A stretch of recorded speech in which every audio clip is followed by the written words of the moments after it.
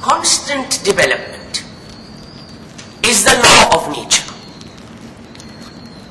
And a man who always tries to maintain his dogmas in order to appear consistent drives himself into a false position.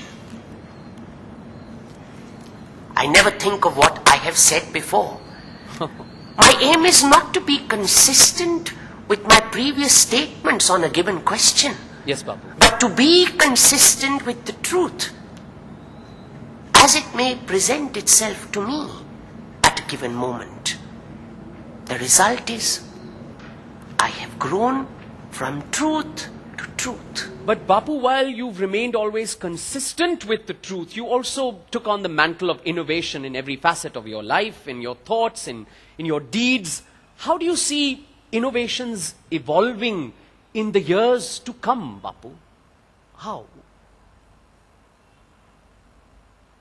In this age of wonders, no one will say that a thing or an idea is worthless because it is new. To say it is impossible because it is difficult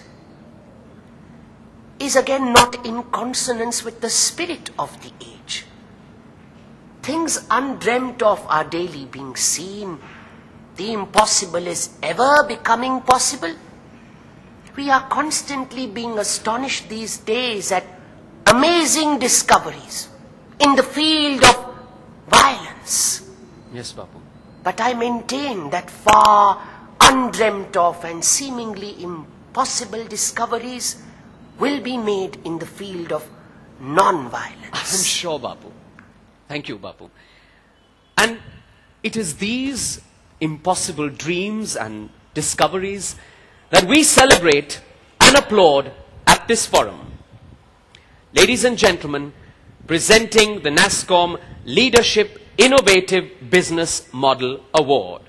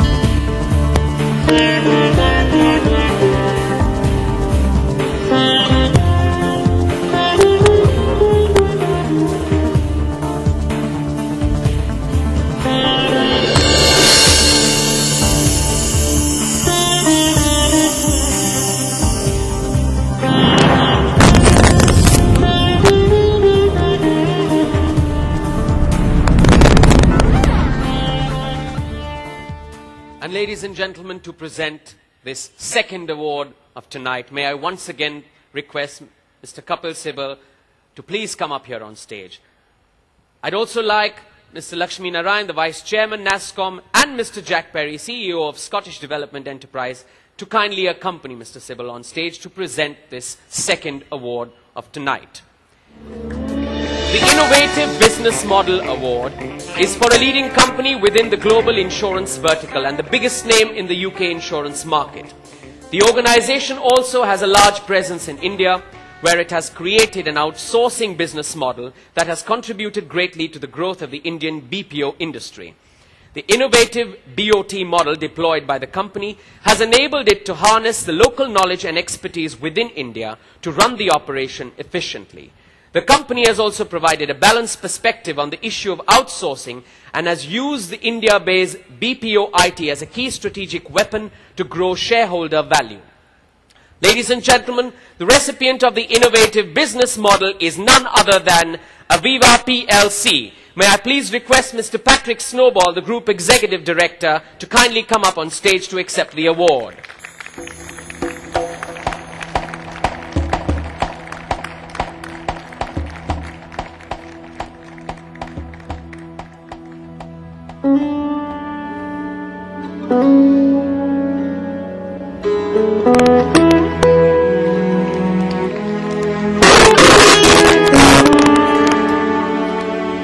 Congratulations. Would you like to tell us something about your innovations? Please.